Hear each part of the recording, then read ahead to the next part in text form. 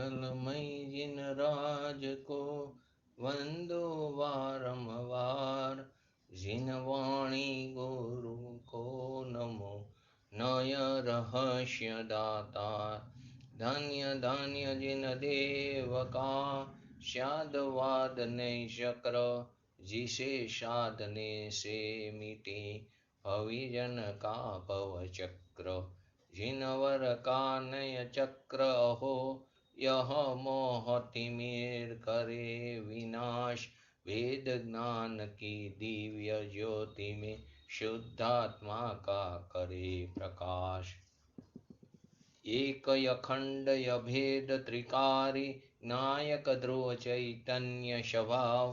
परम शुद्ध नहीं करे प्रकाशित, परम पारिणामिक निज भाव। उभय नयाश्रित शिवपुर पथ पर, सम्यक ज्ञान सम्यक ज्ञान शूरथ चालक। हे प्रवीण नई चक्र चलाने, में गुरु शरणागत पालक। प्रतिपादक परमार्थ तत्व का, अत कहे सम्यक व्यवहार।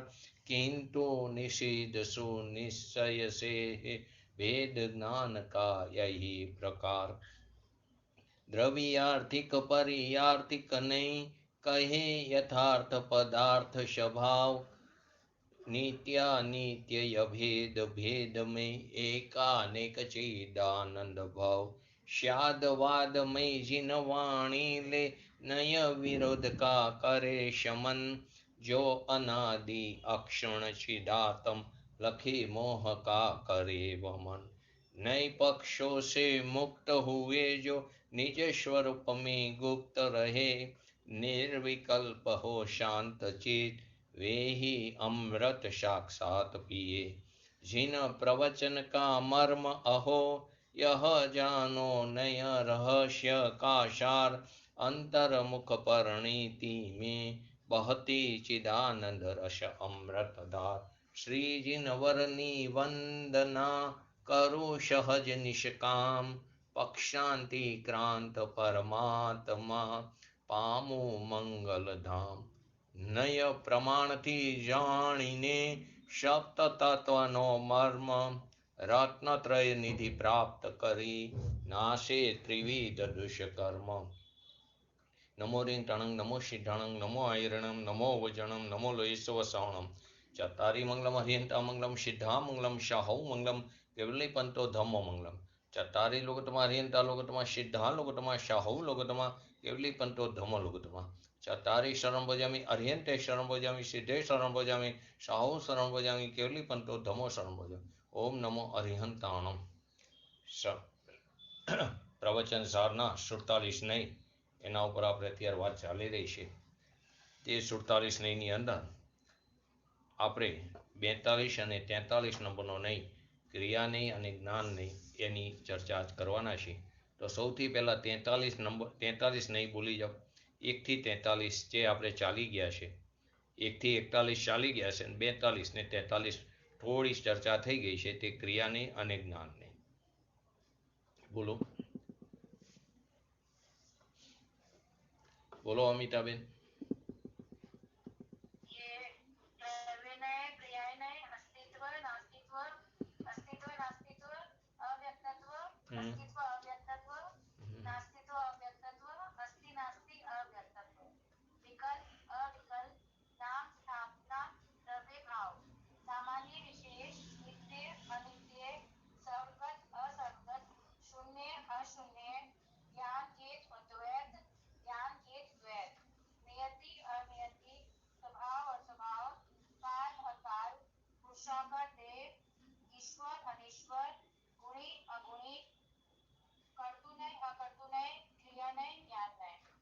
ભોગતું નહીં અભોગતું નહીં, કરતું નહીં અકર્તું નહીં, પછી ભોગતું નહીં રહી ગયો, ભોગતું નહીં અને અભોગતું નહીં। તો 6 જે છે ગુણી નહીં અગુણી નહીં, કરતું નહીં અકર્તું નહીં, ભોગતું નહીં અભોગતું નહીં, આ 6 જે છે એટલે કે 3 જોડકા છે તે સાક્ષી ભાવ રૂપે છે। તો જે અગુણી નહીંમાં જે છે તે ગુણી નહીંના વિપક્ષ રૂપ સાક્ષી ભાવ લીધો છે। અગુણી નહીંમાં ગુણી નહીંના વિપક્ષ રૂપ સાક્ષી ભાવ લીધો છે. અકર્તું નહીંમાં કર્તું નહીંના વિપક્ષ રૂપ સાક્ષી ભાવ લીધો છે. અને અભોગતું નહીંમાં ભોગતું નહીંના વિપક્ષ સાક્ષી ભાવ લીધો છે. તો ત્રણ જોડકા જે હતા અગુણી, ગુણી, અકર્તું, કર્તું, ભોગતું, અભોગતું, તો અગુણી નહીંમાં ગુણી નહીંનો વિપક્ષ રૂપ સાક્ષી ભાવ છે. અકર્તું નહીંમાં કર્તું નહીંના વિપક્ષ રૂપ સાક્ષી ભાવ છે. અને અભોગતું નહીંમાં ભોગતું નહીંના વિપક્ષ રૂપ સાક્ષી ભાવ છે. એને સ્પષ્ટ કરી તો કઈ રીતે આપણે આવ્યું કે ભગવાન આત્મા ગુણ નહીંથી, ગુણી નહીંથી તે કેવો છે? ગુણગ્રાહી છે. અને એટલે કે ઉપદેશને ગ્રહણ કરનાર છે. અને અગુણી નહીંથી તે ગુણગ્રાહી નથી, માત્ર સાક્ષી ભાવથી દેખવા જાણવા વાળો છે. કરતો નહીંથી પોતાના આત્મામાં ઉત્પન્ન થવા વાળા રાગદ્વેષાદી જે વિકારી ભાવો છે તેનો કરતા છે. અને અકર્તું નહીંથી તેનો કરતા નથી, એટલે કે માત્ર જાણવા દેખવા વાળો છે સાક્ષી ભાવથી. એવી જ રીતે ભોગતું નહીંથી પોતાનામાં ઉત્પન્ન થતા સુખ દુઃખ આદિનો તે ભોગતા છે. અને અભોગતું નહીંથી તેનો ભોગતા નથી, એટલે કે ઉત્પન્ન થતા સુખ દુઃખનો ભોગતા નથી, માત્ર સાક્ષી ભાવે જાણવા દેખવા વાળો છે. આમ અગુણી નહીંના સાક્ષી ભાવમાં શેનો નિષેધ થયો? અગુણી નહીંના સાક્ષી ભાવમાં ગુણગ્રાહીત્વનો નિષેધ થયો. અકર્તું નહીંના સાક્ષી ભાવમાં રાગદ્વેષાદી ભાવોના કર્તૃત્વનો નિષેધ થયો. અને અભોગતું નહીંના સાક્ષી ભાવમાં સુખ દુઃખના ભોગતૃત્વનો નિષેધ છે. તો તેની અંદર આપણે લાસ્ટમાં ભોગતું નહીં અને અભોગતું નહીં સમજ્યા હતા. તો ભોગતું નહીંની અંદર આત્મદ્રવ્ય તે ભોગતું નહીં હિતકારી અને અહિતકારી અન્નને ખાનાર રોગી માફક તે સુખ દુઃખ આદિનો કેવો છે? ભોગતા છે. અન્નને ખાનાર હિતકારી હોય કે અહિતકારી, એવા અન્નને ખાનાર રોગીની માફક તે સુખ દુઃખ આદિનો ભોગતા છે.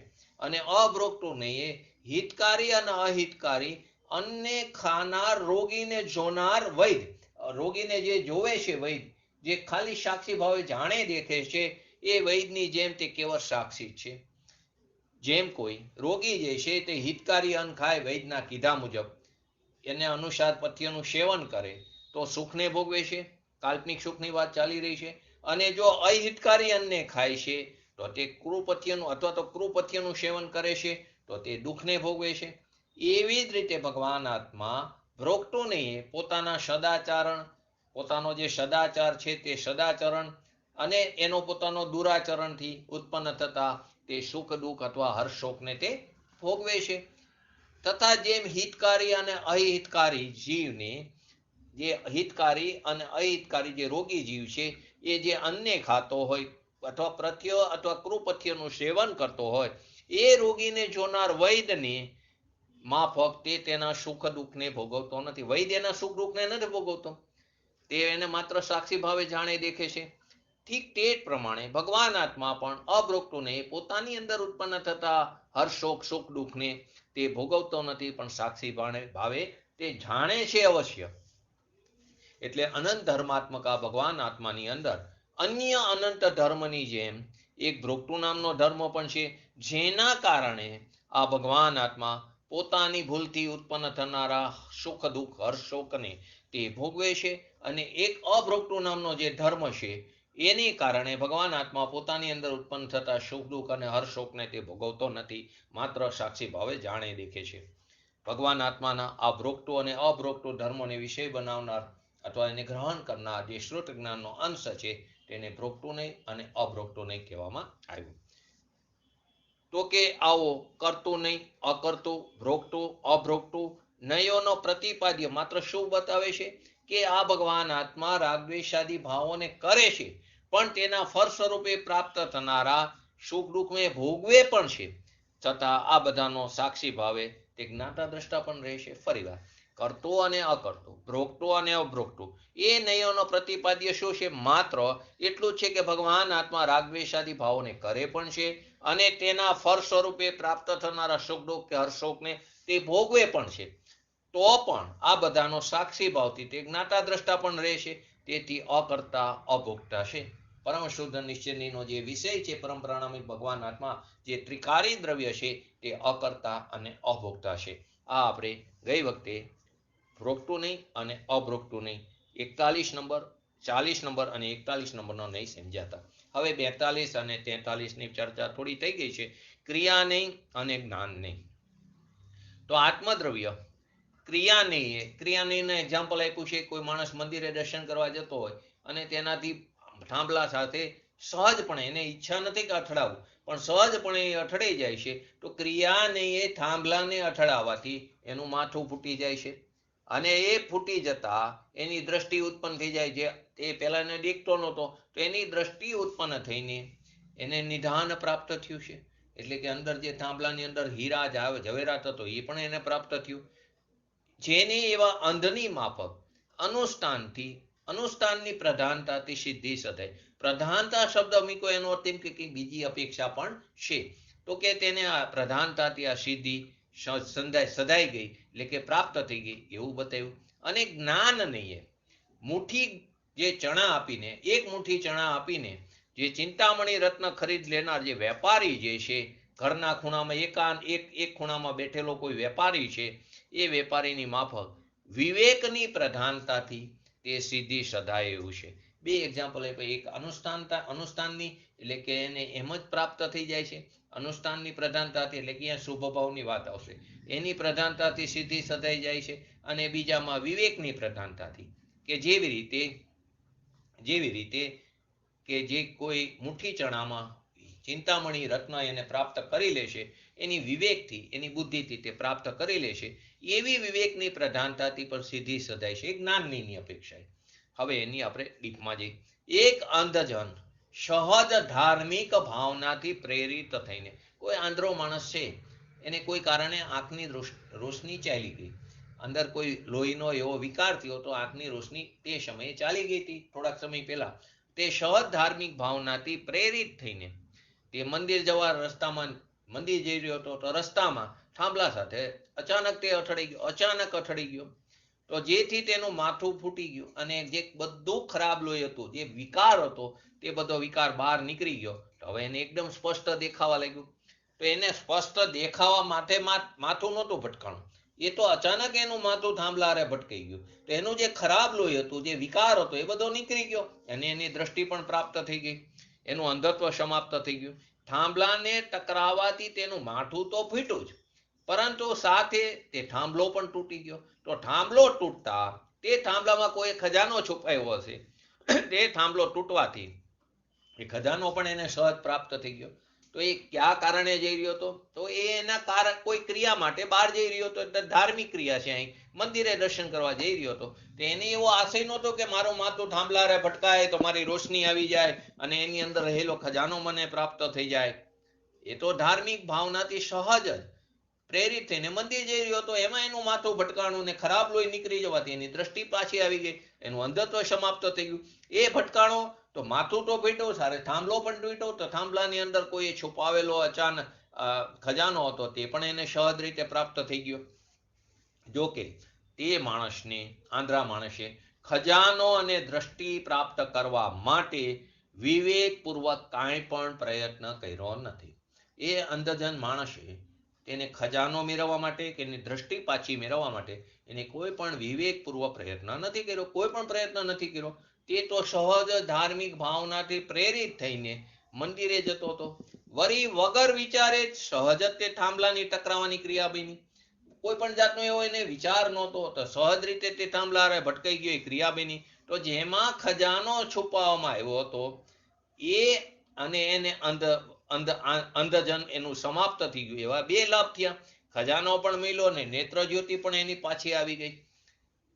તો આ રૂપથી ક્રિયાનીનું સ્વરૂપ સમજાવ્યું છે કે અંધ પુરુષને વગર સમજે જાણે જ માત્ર ક્રિયા સંપન્ન થવાથી સિદ્ધિની પ્રાપ્ત થઈ. જેમ અંધજનને કોઈ પણ સમજ વગર જાણે જ માત્ર એની ક્રિયા સંપન્ન થઈ ગઈ, એની સિદ્ધિ પ્રાપ્ત થઈ ગઈ.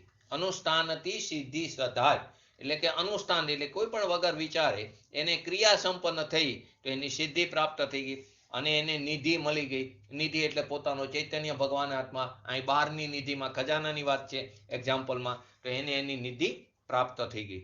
તેવી જ રીતે આ ભગવાન આત્મા પણ ક્રિયા નહીંથી અનુષ્ઠાનની પ્રધાનતાથી સિદ્ધિ સધાયો છે. આ ભગવાન આત્મા પણ શુભ ભાવની પ્રધાનતાથી સિદ્ધિ સધાયો.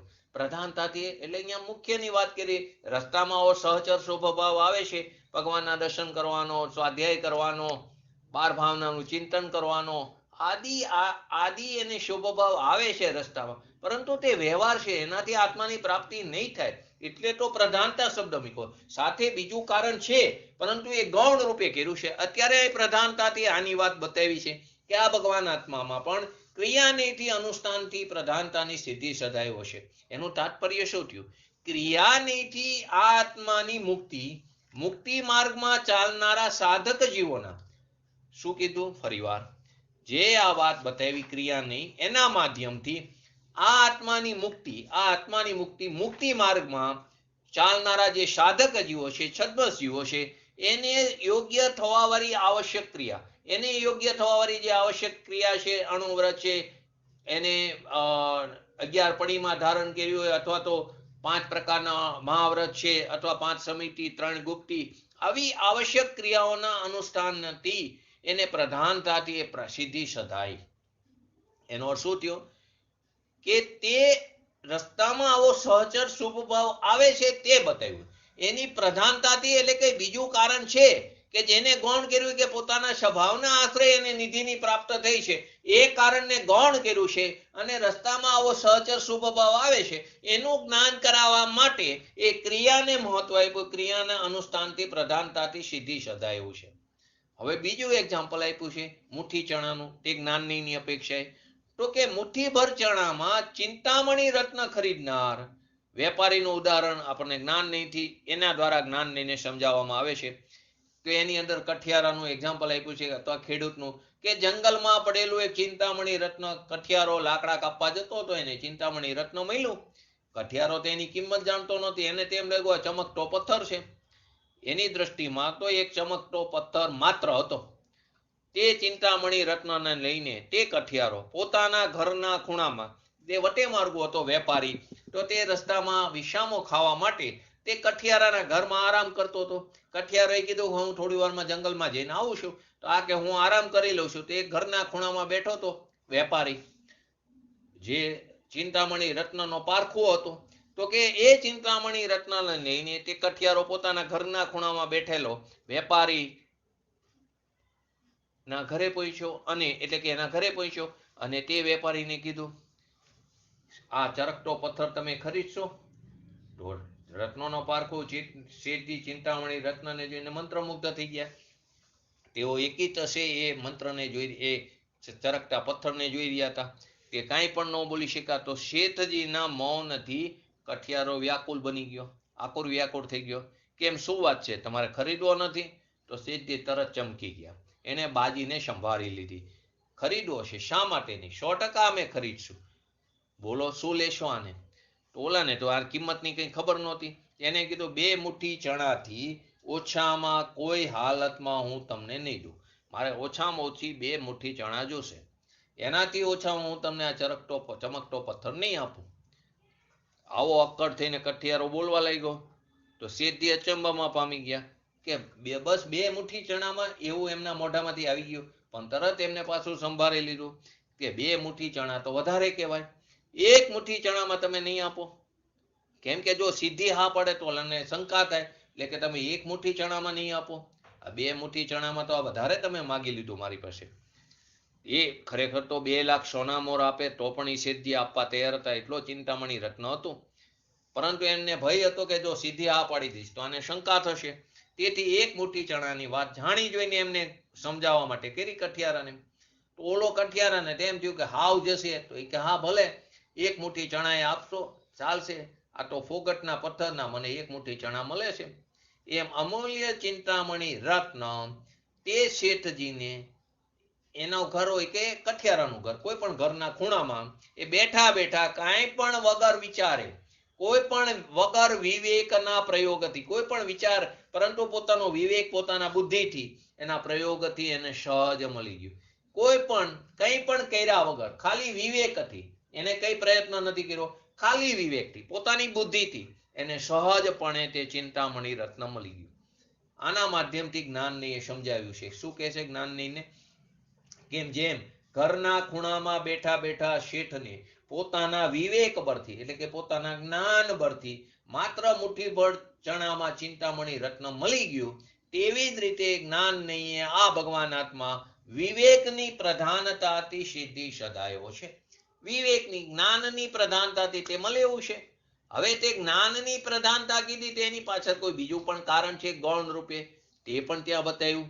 સાથે ગૌણ રૂપે કારણ છે તે પણ ત્યાં બતાવ્યું છે. તો તાત્પર્ય શું થયું કે જ્ઞાન નહીં આ આત્માની મુક્તિ વિવેકની પ્રધાનતા ઉપર આધારિત છે. જ્ઞાનની અપેક્ષા જો તો આત્માની મુક્તિ માર્ગ જે છે તે વિવેકની પ્રધાનતાથી સદાયો છે. અને ક્રિયા નહીં આ આત્માની મુક્તિ તે કઈ રીતે આવ્યું કે તે આવશ્યક ક્રિયાઓના અથવા અનુષ્ઠાનના પ્રધાનતાથી સિદ્ધિ સદાયો છે.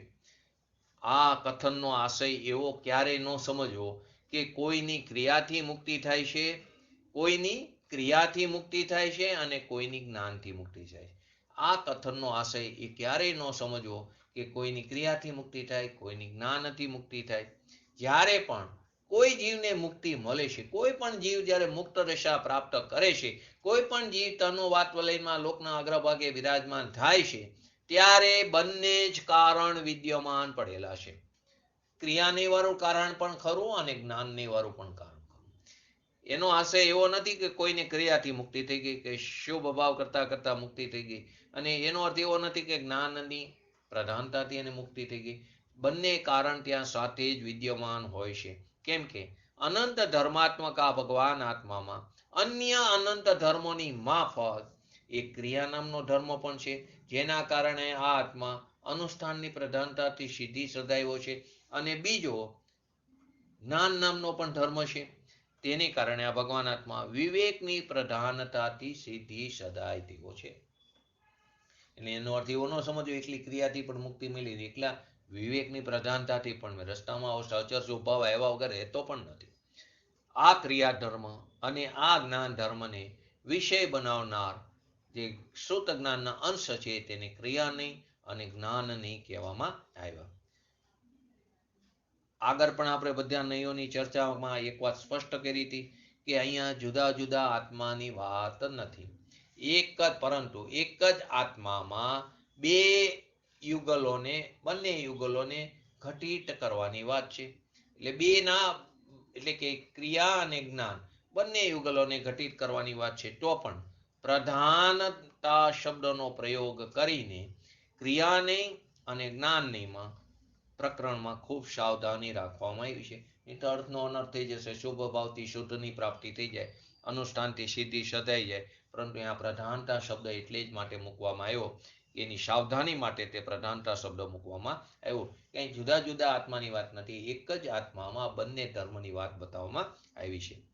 અહીંયા ક્રિયા કે અનુષ્ઠાન શબ્દથી શુદ્ધ ભાવની સાથે રહેનાર શુદ્ધ ભાવની સાથે ભૂમિકા અનુસાર રહેનાર શુભ ભાવ અને તે અનુસાર આચરણ અપેક્ષિત છે.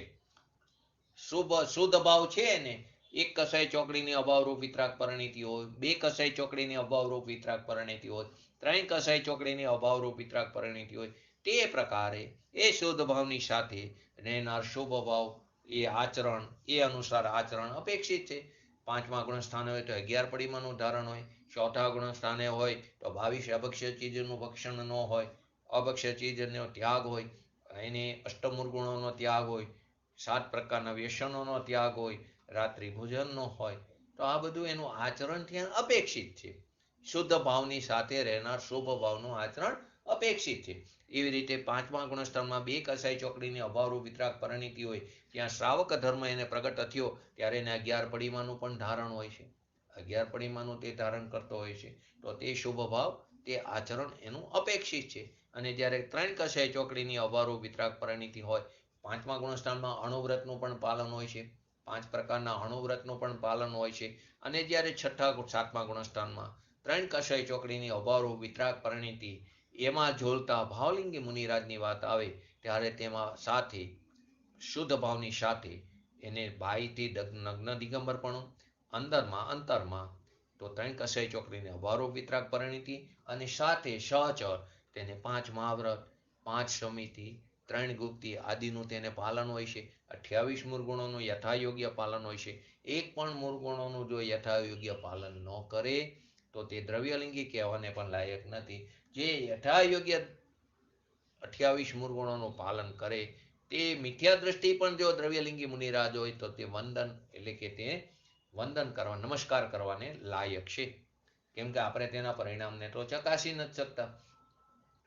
ભાવલિંગી મુનિરાજ છે કે નહીં તો ખબર નથી પડતી, પરંતુ તે શેનાથી તો કે તેને 28 મૂળગુણોનું યથાયોગ્ય પાલન કરે છે.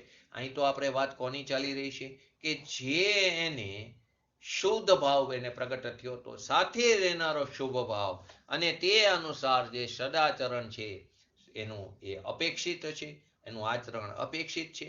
તથા વિવેક શબ્દથી, હવે વિવેક શબ્દ મૂક્યો છે, એ વિવેક શબ્દથી શુદ્ધ ભાવ અર્થાત નિશ્ચય રત્નત્રય એટલે કે નિશ્ચય સમ્યક દર્શન જ્ઞાન ચારિત્ર ત્યાં અપેક્ષિત છે. ત્યાં શુદ્ધ ભાવ વિવેક શબ્દથી શુદ્ધ ભાવ એટલે કે નિશ્ચય સમ્યક દર્શન જ્ઞાન ચારિત્ર ત્યાં અપેક્ષિત છે. તો બંને શબ્દનો અર્થ છે. ક્રિયા કે અનુષ્ઠાન શબ્દથી શુદ્ધ ભાવની સાથે રહેનાર શુભ ભાવ એટલે કે તે અનુસાર એનું જે આચરણ છે તે અપેક્ષિત છે. એ આચરણ એને હોય ને હોય તે ધર્મ નથી, એના આશ્રય ધર્મની પ્રાપ્તિ નથી થતી, પરંતુ એને શુદ્ધ ભાવની સાથે આવો શુભ ભાવ હોય ને હોય, ભૂમિકા અનુસાર શુભ ભાવ હોય જ છે. એવી જ રીતે ચોથા પાંચમા છઠ્ઠાની ત્રણેયની વાત કરી. તેવી જ રીતે વિવેક શબ્દથી શુદ્ધ ભાવ એટલે કે નિશ્ચય સમ્યક દર્શન જ્ઞાન ચારિત્ર ત્યાં સાથે અપેક્ષિત છે. આની અંદર નય પ્રજ્ઞાપનનું કથન પણ એને પણ વિચાર કરવા જેવું છે. સ્પષ્ટીકરણ એમાં એવી રીતે આપ્યું છે કે અહીં જે પ્રધાનતા શબ્દ વાપરો છે, બેમાં આપણે પ્રધાનતા શબ્દ વાપરો. અનુષ્ઠાનની પ્રધાનતાથી સિદ્ધિ સદાયો છે, વિવેકની પ્રધાનતાથી સિદ્ધિ સદાયો છે.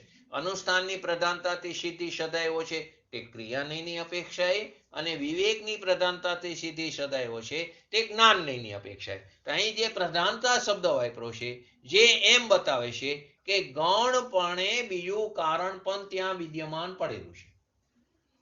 શું કીધું? પ્રધાનતા જે શબ્દ વાપરો છે તે એમ બતાવે છે કે ગૌણપણે બીજું કારણ પણ અંદર વિદ્યમાન રૂપે પડેલું છે. ક્રિયાનીમાં અનુષ્ઠાનની પ્રધાનતા કીધી એટલે કે શુભ ભાવની પ્રધાનતા કીધી છે. ક્રિયાનીમાં અનુષ્ઠાનની પ્રધાનતા એટલે કે શુભ ભાવની પ્રધાનતા કીધી. એટલે કે શુભ ભાવની પ્રધાનતા એટલે કે તેની સાથે બીજું કારણ છે. શુભ ભાવથી શુદ્ધની પ્રાપ્તિ નથી થતી, પરંતુ જેને શુદ્ધની પ્રાપ્તિ થાય તેની ભૂમિકામાં શુભ ભાવ હોય છે. પણ શુભથી શુદ્ધની પ્રાપ્તિ નથી થતી, તે તો સ્વભાવના આશ્રય શુદ્ધની પ્રાપ્તિ થાય છે. તો કે શુભ ભાવની જ્યાં પ્રધાનતા કીધી છે, ક્રિયાનીમાં અનુષ્ઠાનની પ્રધાનતા એટલે કે શુભ ભાવની પ્રધાનતા કીધી છે, તે એમ બતાવે છે કે ગૌણપણે તે જ વખતે એટલે કે તે જ સમયે તે જ કાર્ય, ગૌણપણે તે જ વખતે એટલે કે તે જ સમયે તે જ કાર્ય સમ્યક જ્ઞાન રૂપ વિવેક પણ વિદ્યમાન પડેલો છે.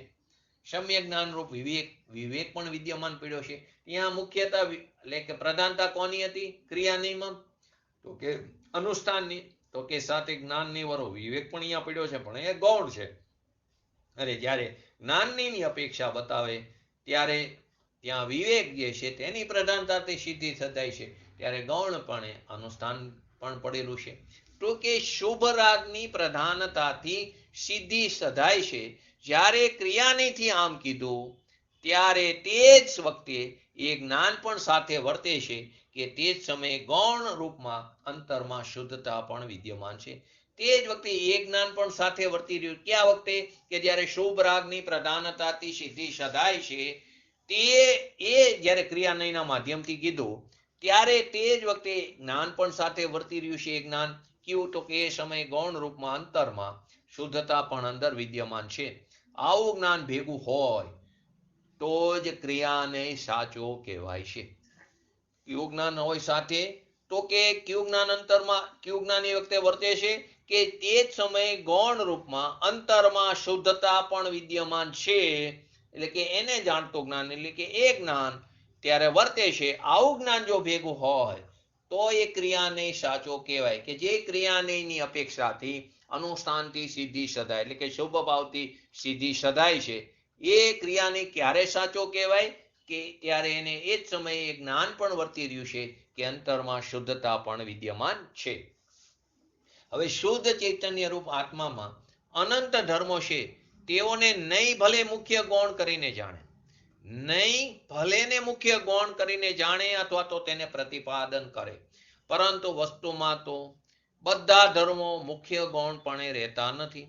વસ્તુમાં તો બધા ધર્મો એક સાથે જ રહે છે. નહીં ભલે મુખ્ય ગૌણ કરીને જાણે અથવા તો પ્રતિપાદન કરે. વાણીમાં મુખ્ય ગૌણતા હોય, વસ્તુ સ્વરૂપમાં મુખ્ય ગૌણતા હોતી નથી. જે છે વાણીની વિવિક્ષાના ભેદ છે. મુખ્યતા ગૌણતા વાણીની વિવિક્ષાના ભેદ છે. તો કે નહીંમાં મુખ્યતા ગૌણતા હોય, એનું પ્રતિપાદન પણ કરે, પણ વસ્તુમાં બધા ધર્મોમાં ક્યાંય મુખ્ય ગૌણપણે નથી હોતું. બધા ધર્મો એક સાથે જ રહે છે. તો શુદ્ધ સ્વભાવના અવલંબનથી, શુદ્ધ સ્વભાવના અવલંબનથી, પોતાના પરમ પ્રણામિક ભગવાન આત્માના અવલંબનથી, પોતાના શુદ્ધાત્મા ઉપર દ્રષ્ટિ કરવાથી, પોતાના અંતરનું લક્ષ્ય કરવાથી જ્યારે સાધક દશા પ્રગટ થાય છે ત્યારે શુભ રાગ પણ હોય છે. જ્યારે સાધક દશા પ્રગટ થાય છે ત્યારે શુભ રાગ હોય છે. અને રાગ ઘટતા ઘટતા શુદ્ધાત્મા રૂપ નિધાનની પ્રાપ્તિ થઈ જાય.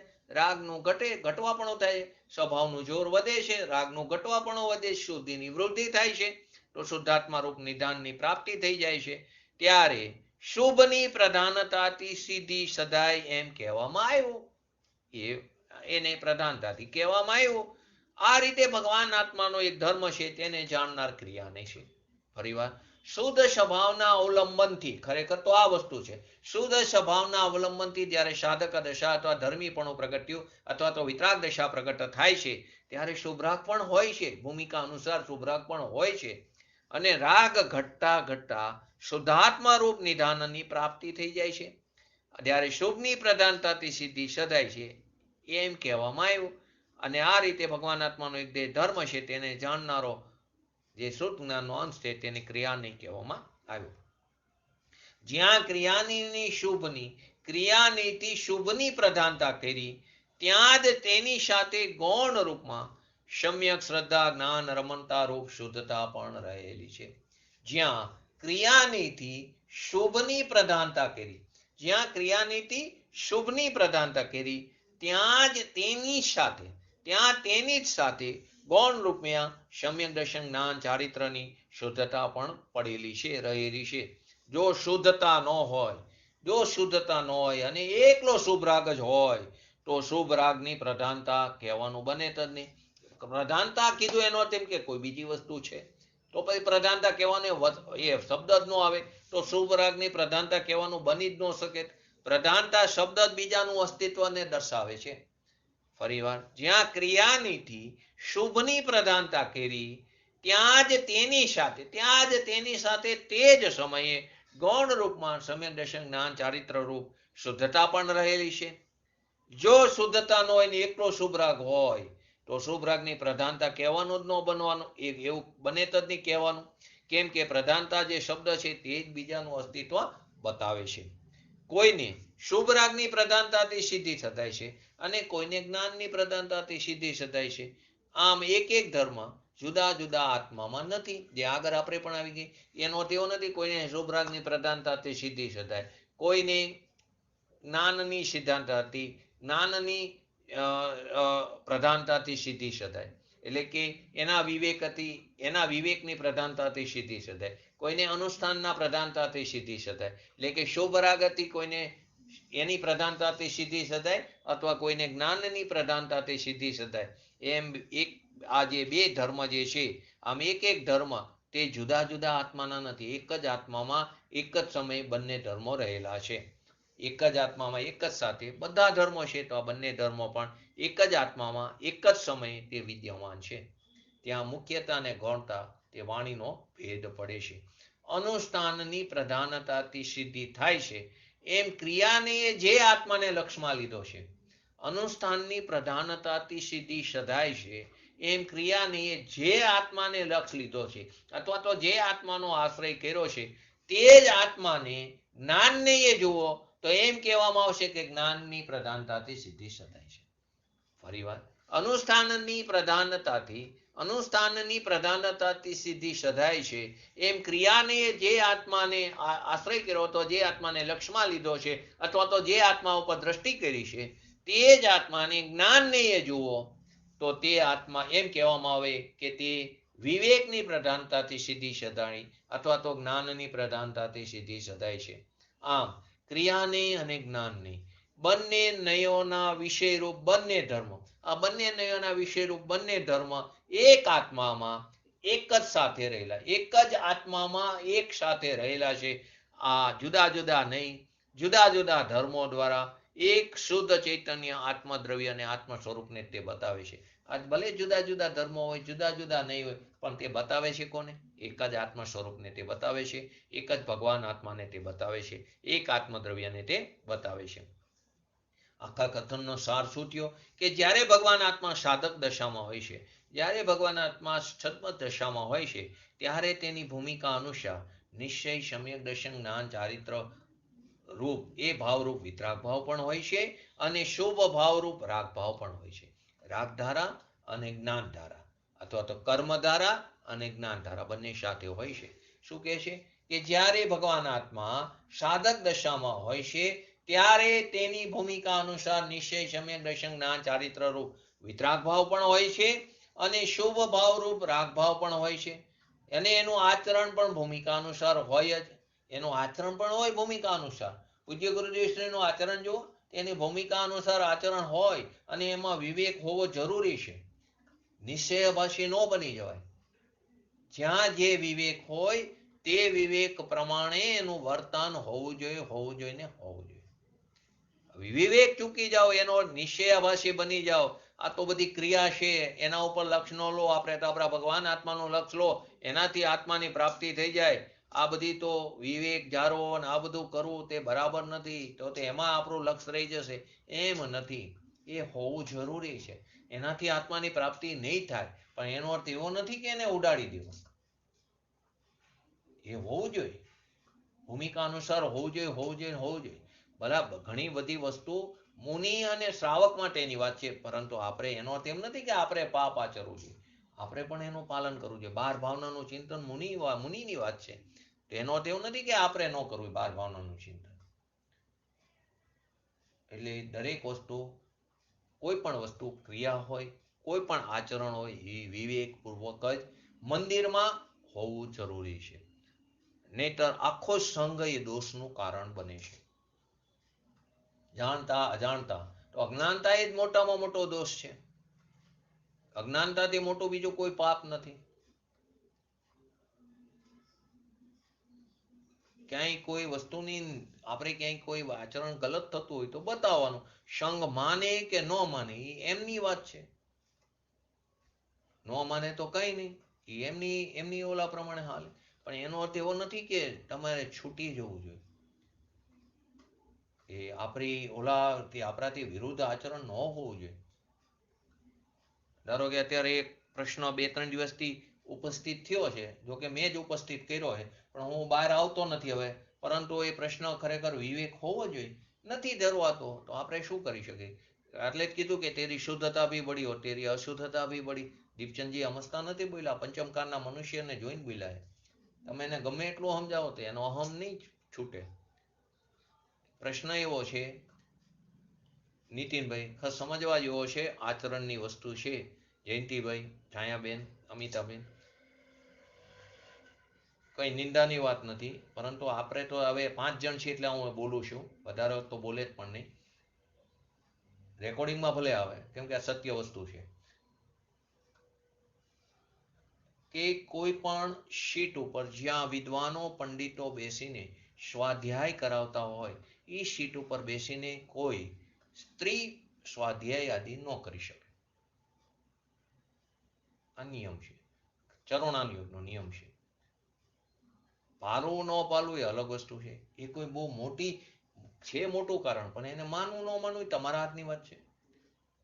એને ટેબલ ખુરશી અલગ હોય, તમે એને અલગ ટેબલ ખુરશી ઉપર બેસાડીને કરો, સ્વાધ્યાય કરો, કે જ્યાંથી જીનવાણી બોલવાની છે. જે સીટ ઉપર તમે બેસો છો, જેન્ટ્સ બેઠા હોય, એ સીટ ઉપર લેડીઝે ન બેસે ને, જ્યાં લેડી બેઠી હોય એ સીટ ઉપર જેન્ટ્સે ન બેસે.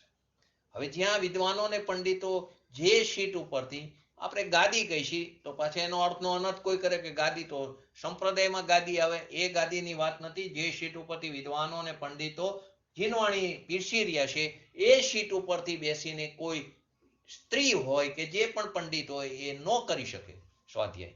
એને એની પોતાની ટેબલ ખુરશી અલગ હોય. તમે વસ્ત્રાપુર મંદિરમાં જાઓ અહીંયા અલગ છે, ચૈતન્ય ધામ જાઓ અલગ છે, દેવલાલી મંદિરમાં જાઓ અલગ છે. આ વિવેક હોવો જરૂરી છે. કરવું ન કરવું દરેકની પોતાની વસ્તુ છે. તો કે જ્યારે ભગવાન આત્મા સાધક દશામાં હોય છે ત્યારે તેની ભૂમિકા અનુસાર નિશ્ચય, સમ્યક દર્શન, જ્ઞાન, ચારિત્ર રૂપ વિતરાગ ભાવ પણ હોય છે અને શુભ ભાવરૂપ રાગ ભાવ પણ રહેલો છે. એનું આચરણ પણ ભૂમિકા અનુસાર જ હોય છે. એનું આચરણ ભૂમિકા અનુસાર હોવું જ જોઈએ, વિવેક હોવો જોઈએ. મુક્તિના પ્રાપ્તિના કારણોમાં જ્યારે નય વિભાગથી ચર્ચા થાય છે ત્યારે કહેવાય છે કે જ્ઞાન નહીં, મુક્તિની પ્રાપ્તિ વિવેકની પ્રધાનતાથી થાય છે. એટલે કે રત્નત્રય રૂપ વિતરાગ ભાવની પ્રધાનતાથી થાય છે. જ્ઞાનને એ મુક્તિની પ્રાપ્તિ કહો તો રત્નત્રયની પ્રધાનતાથી થાય છે અથવા વિવેકની પ્રધાનતાથી થાય છે. અને ક્રિયાની એ વાત કરો તો અનુષ્ઠાનની એટલે કે મહાવ્રત આદિ શુભ ભાવ, મહાવ્રત આદિની પાલનરૂપ ક્રિયાની પ્રધાનતાથી થાય છે. મહાવ્રત આદિ એ ક્રિયાની એની પ્રધાનતા બતાવી છે એટલે ત્યાં નિમિત્તનું જ્ઞાન કરાવ્યું છે. તો કે ક્રિયાની અનુષ્ઠાનની પ્રધાનતાથી થાય છે મહાવ્રત આદિના શુભ ભાવ અને તેનું યથાયોગ્ય પાલનરૂપ ક્રિયા, એનાથી એને પ્રધાનતાની સિદ્ધિ થાય છે. એનું તાત્પર્ય શું થયું કે મુક્તિના માર્ગમાં બંને કારણોની ઉપસ્થિતિ તો અનિવાર્ય રૂપથી હોય છે. મુક્તિના કારણમાં આ બંને કારણોની ઉપસ્થિતિ અનિવાર્ય રૂપથી હોય છે. અને જ્ઞાનને વિવેકને પ્રધાનતા પ્રાપ્ત થાય છે. જ્ઞાનને એ જુઓ તો વિવેકને પ્રધાનતા પ્રાપ્ત થાય છે અને ક્રિયાને એ જુઓ તો અનુષ્ઠાનને પ્રધાનતા પ્રાપ્ત થાય છે. જ્ઞાનને એ જુઓ તો વિવેકને પ્રધાનતા પ્રાપ્ત થાય છે, ક્રિયાને એ જુઓ તો અનુષ્ઠાનને પ્રધાનતા પ્રાપ્ત થાય છે. એટલે કે ભૂમિકા અનુસાર નિશ્ચય, રત્નત્રય, સમ્યક દર્શન, જ્ઞાન, ચારિત્ર રૂપ વિતરાગ ભાવ તો હોય છે અને સાથે શુભ ભાવ રૂપ રાગ ભાવ પણ હોય છે અને એનું આચરણ પણ ભૂમિકા અનુસાર હોય છે. આચરણ હોવું જ જોઈએ ભૂમિકા અનુસાર. સીધે સદાચાર વગર કંઈ મળતું નથી, પણ સદાચારથી પણ નથી મળતું. થાય મળે તો સ્વભાવના આશ્રય. એનો અર્થ એમ નથી કે આપણે ગમે તેવું આચરણ કરવું. આચરણ તો ભૂમિકા અનુસાર યોગ્ય હોવું જોઈએ, પણ એનાથી પ્રાપ્ત નથી થતું. ધારો કે મેં તમને આ ઘટના કીધી, એમાં 84,000 શીલનું પાલન કરવાની વાત છે મુનિરાજ અને શ્રાવક માટેનું. એનો અર્થ એવો નથી કે આપણે એ શીલનું પાલન ન કરવું, આપણે પાપ ક્રિયામાં જવું. હવે જેને બ્રહ્મચર્ય હોય અથવા જે બ્રહ્મચારી હોય, લેડીઝ હોય કે સ્ત્રી હોય, એને તો ખાસ ધ્યાન રાખવું પડે.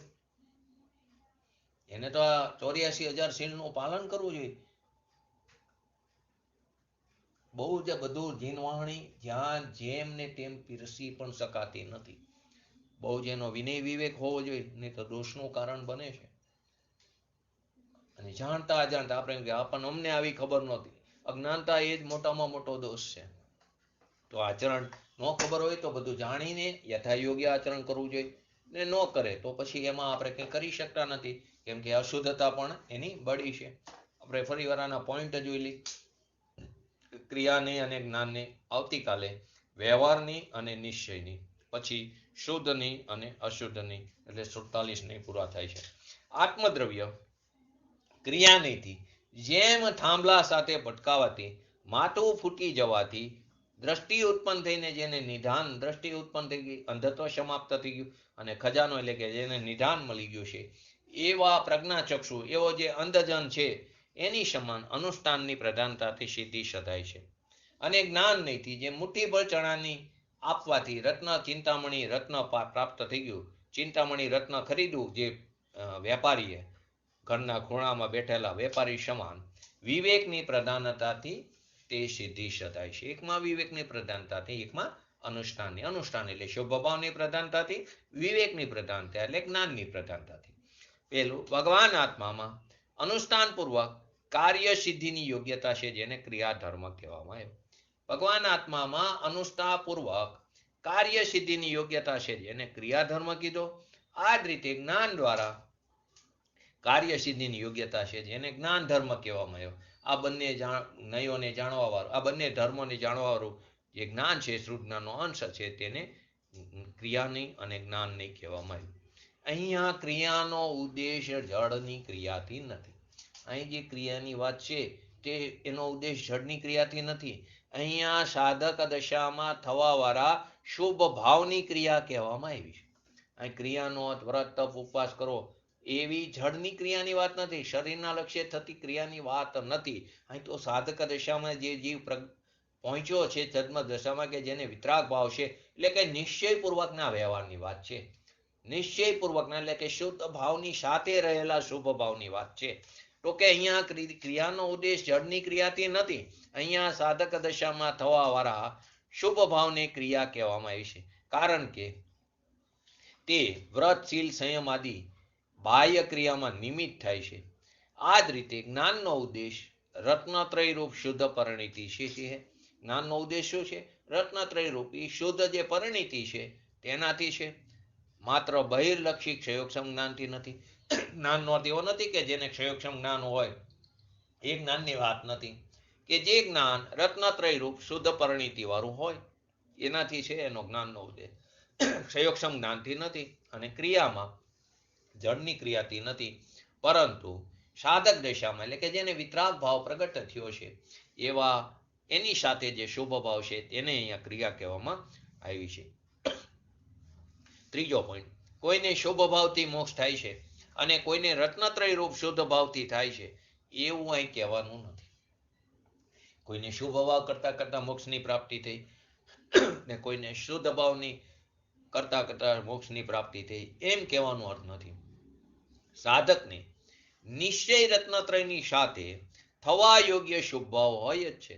સાધકને નિશ્ચય રત્નત્રયની સાથે રસ્તામાં આવો સહચર શુભ ભાવ હોય જ છે. તેથી ક્રિયાનીથી એટલે કે અનુષ્ઠાનથી શુભ ભાવ એટલે કે મહાવ્રત આદિની પ્રધાનતાથી કથન કરવામાં આવ્યું છે. એને નિશ્ચય રત્નત્રયની પ્રાપ્તિ થઈ છે, એને 2 કસાય 3 કસાય 1 કસાય ચોકડીની અભાવરૂપ વિતરાગ પરિણીતિ છે. અહીં તો મહાવ્રતની વાત છે, તો 3 કસાય ચોકડીની અભાવરૂપ વિતરાગ પરિણીતિ જે છે મુનિ યોગ્ય ચારિત્રની વાત છે. તો કે ત્યાં એને આવો રસ્તામાં આવતો જે સહચર શુભ ભાવ છે એની પ્રધાનતાથી કથન થાય છે. આ સંબંધમાં પૂજ્ય ગુરુદેવશ્રીને જે સ્પષ્ટીકરણ આપ્યું તે પણ સમજવા જેવું છે. અહીંયા પ્રધાનતા શબ્દનો પ્રયોગ કરવામાં આવ્યો છે કે જે એ બતાવે છે કે ગૌણતા રૂપ બીજું કારણ પણ તે સમયે વિદ્યમાન હાજર છે ને છે. પ્રધાનતા શબ્દ કેમ મૂકવામાં આવ્યો? તો પૂજ્ય ગુરુદેવશ્રીએ બતાવ્યું નૈ પ્રજ્ઞાપનમાં, કે તેમને એનું પેજ નંબર પણ બતાવ્યું છે 275 નંબર. એમાં પૂજ્ય ગુરુદેવશ્રીએ કીધું છે કે પ્રધાનતા શબ્દનો પ્રયોગ કરવામાં આવ્યો તેનું કારણ શું છે? કે જે બતાવે છે કે ગૌણ રૂપે તે જ સમયે બીજું કારણ પણ વિદ્યમાન છે, હાજર છે. ક્રિયાનીમાં અનુષ્ઠાનની પ્રધાનતા કરી છે, એટલે કે શુભ ભાવની પ્રધાનતા કરી છે. તેમાંથી એ પણ અર્થ નીકળે છે કે ગૌણ રૂપથી તે જ સમયે સમ્યક જ્ઞાન રૂપ વિવેક પણ વિદ્યમાન હાજર છે.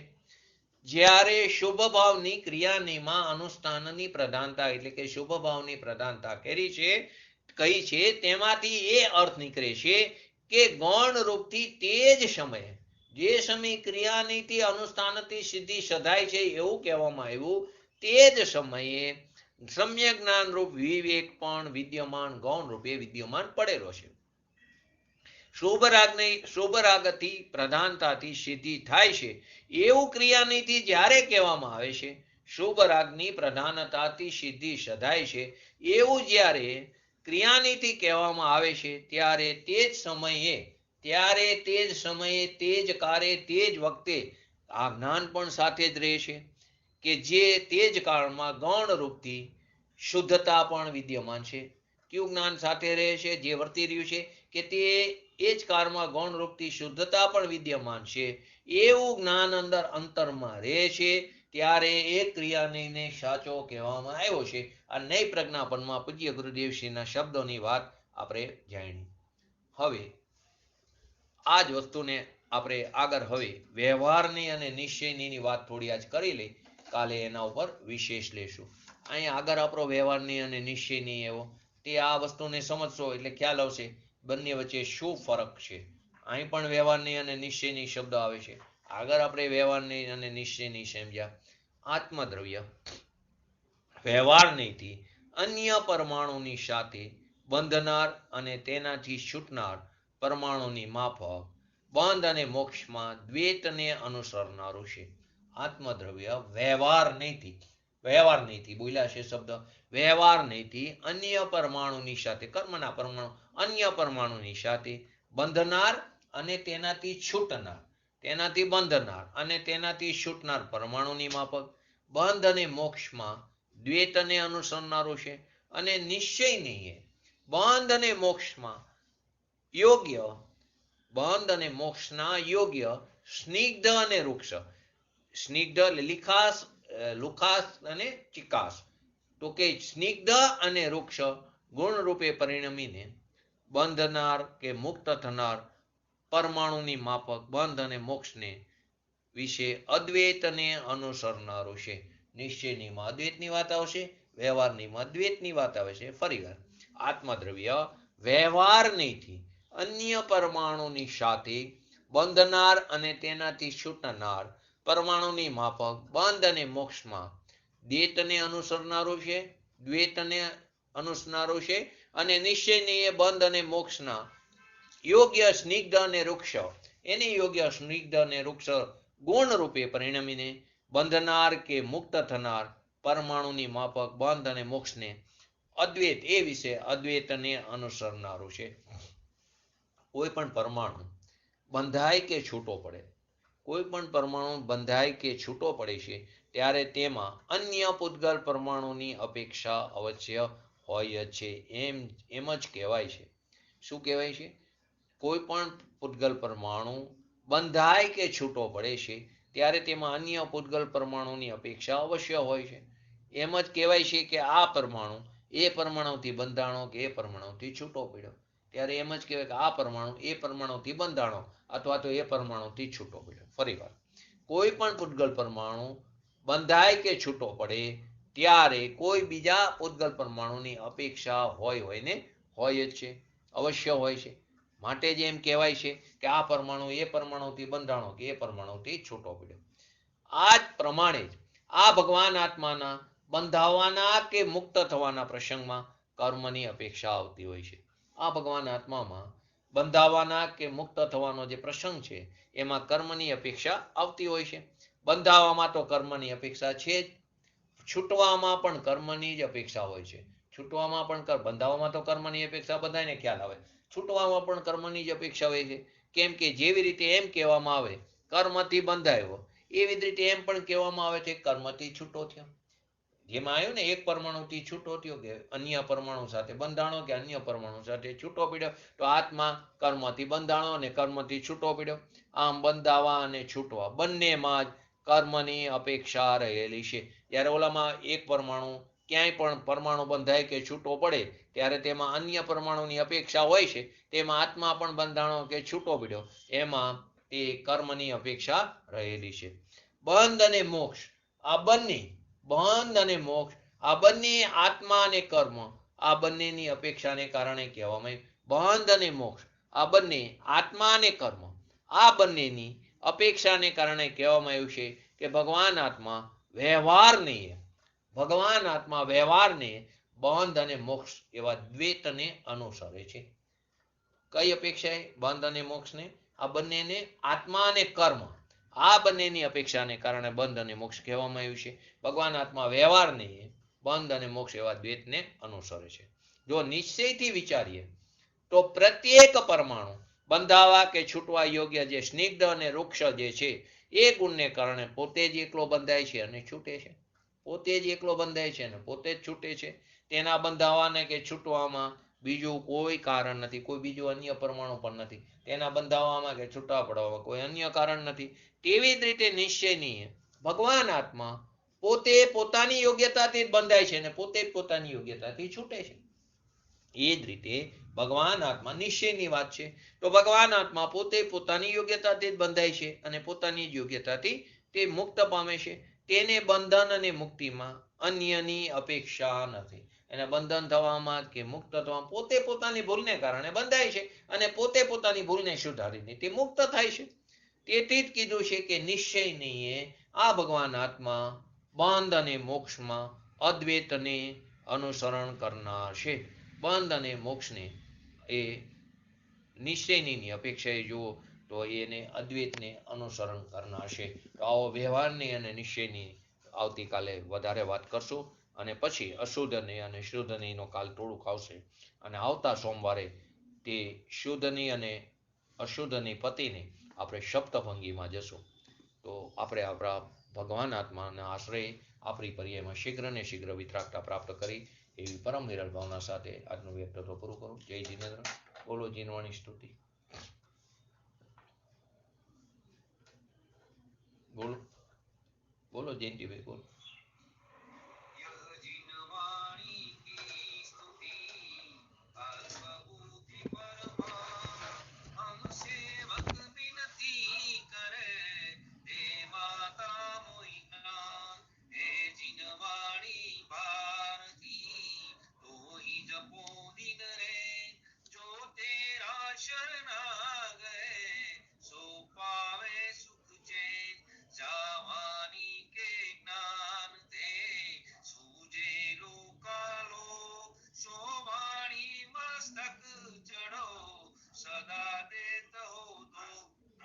નમો રેંગટાણું નમો સિદ્ધાણું નમો આયરણમ નમો વજાણમ નમો લોહિસવ સાવણમ ચત્તારી મંગલમ અર્યંતા મંગલમ સિદ્ધા મંગલમ શાહો મંગલમ કેવલી પંતો ધર્મ મંગલમ ચત્તારી લુગતમાં અર્યંતા લુગતમાં સિદ્ધા લુગતમાં શાહુ લુગતમાં કેવલી પંતો ધર્મ લુગતમાં ચત્તારી શરણ ભોજામી અર્યંતે શરણ ભોજામી સિદ્ધે શરણ ભોજામી શાહુ શરણ ભોજામી કેવલી પંતો ધર્મો શરણ ભોજામી.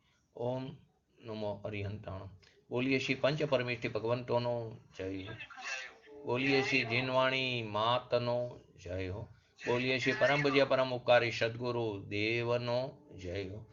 બોલીએ શ્રી પ્રસમમૂર્તિ ભગવતી માતનો જય હો. બોલીએ શ્રી સનાતન જૈન દિગંબર ધર્મનો જય હો જય.